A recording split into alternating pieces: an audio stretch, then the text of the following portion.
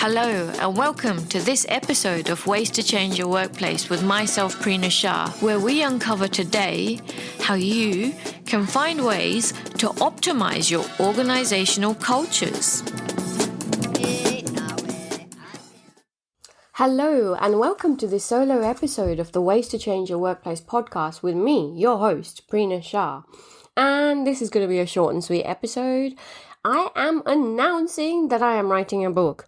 Well, actually, I announced it last year and then I shat myself. I didn't really. What happened was a lot. I had too many ideas, but nothing spoke to me loudly enough. And I didn't want to put crap out there into the world. I also got overwhelmed with life stuff. I'm human. I had loads of life things happening last year. So, I therefore didn't give up on my book. I took a step back and I incubated it. I went basically on a listening and learning tour, as my friend Leanne would call it. And everything has been in front of me is what I've realized. So here I am now. I have the privilege of working with some of the best people in the workforce, some of the people who are at the highest, helm of their career, and some of the most amazing people entering the workforce as well. I also work with people who are, specialists doing wonderful, wonderful things within the workplace. And I've had an amazing career myself, if I must say so. So I have been doing thinking, learning over the past, 20-something years since I've been in the workforce. So my book, drumroll, is going to be distilling about how you can leave a legacy at work. So, my book is for, here, let me have a look. I have written about what my book is for, who my book is for, if I should actually say. So, this book is for executives, leaders, and teams who feel that there is more to their 9 to 5 than simply clocking in and out. For those who want to leave the workplace better off. For those who want to make work more meaningful. This book is for the dreamers, for the visionaries, and for the change agents who wish to leave a legacy at work. At whatever stage and whatever age you are in your career, you know that there is something more. This book is going to be a practical guide. It's going to be your work companion. This book is going to challenge you.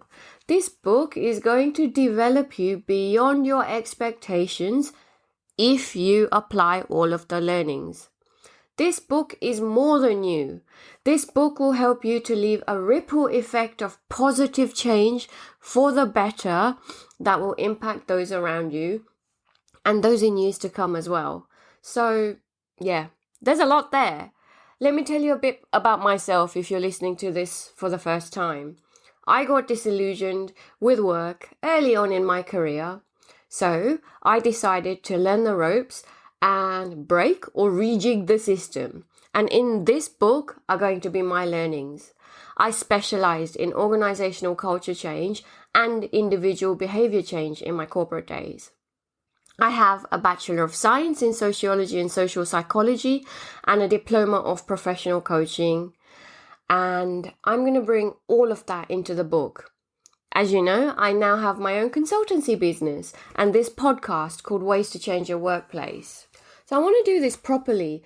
I am not going to rush it. I am planning on self-publishing and I would love for you to be a part of the journey, either by being an early reader or an early buyer when it is published. So, right now I am taking on early readers.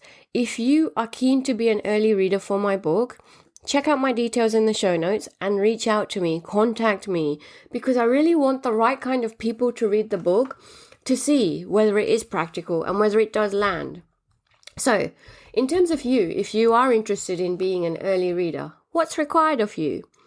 I would say your time and you being present, essentially. So I think probably 4 hours maximum to read the book and to feed back to me. I have read the book in around 2 and a bit hours. But then I did write it myself. So if you're a fast reader, then it won't take you long. I want your honest opinion about the content, the flow, and if it makes sense.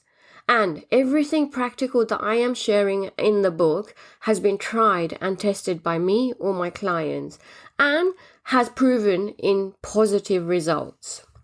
So let me share some of the chapter titles with you that I have at this stage. Now, caveat, because these titles may well change. It is a work in progress, and I want to make it a work in progress with you and with your feedback. So, Chapter 1, Something is Still Amiss. So I'm going to address that funk. I have felt that funk myself when I worked in the corporate land, so I am going to address it. So many of my clients feel it as well, and this is what I've been helping them through over the many, many years that I've been working. So that's Chapter 1, Something is Still Amiss. Chapter 2, What does it really mean to make a lasting impact at work? How can you discover your underlying purpose or your driving motivation? So Chapter 2 is really looking into you internally. Chapter 3, discover your organization, your division, or your team's underlying purpose and their driving motivations. Build the culture that you want. Chapter 4, how can you effectively convey the desired culture to your organization, division, team, or colleagues? And this is really the missing piece. So many clients I've helped to actually use their words and convey their culture in their own language, not in organizational culture tool languages or whatever, but in your own language, because that's what really lands. Chapter 5, you can't do it alone. How to build a solid team. And this is something that many of my clients had been stumbled with historically. Chapter 6, leading with a head, a heart, and a backbone. My gosh, ain't that needed? Chapter 7, how you can build an alliance for you, for your professional growth, and for your wonderfulness as you go through your career.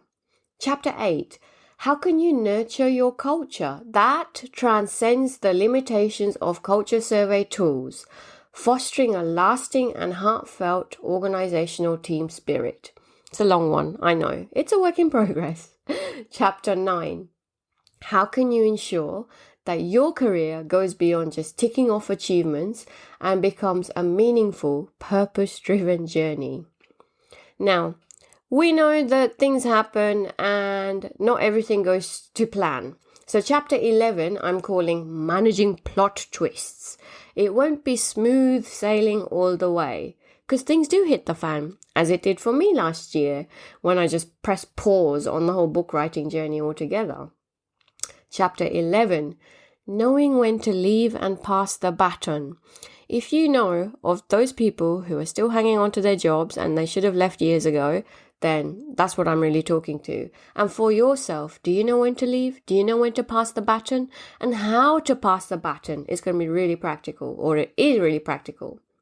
And then the final chapter, The Show Must Go On, or My End is My Beginning. I don't know what to call it. I'm still working on it. So that is my book, as you can see. And I want beta readers, early readers, to tell me how you're doing, how you're feeling the book, you know, is it working for you? Are the practical activities good? Are they working for you? If you want to be an early reader, check out the details in my in the show notes of this episode, and let's do this. I need you. Let's find fucking brilliant ways to change your workplace together. Let's do it. I will see you in the next episode. It's out there. I'm writing a book. It's happening this year. And I am self-publishing. I cannot wait. I'll see you in the next episode. Bye-bye. Sign up to my newsletter, which is detailed in the show notes, if you stand against crappy cultures, lousy leaders, and toxic teams. And I'll see you in the next episode.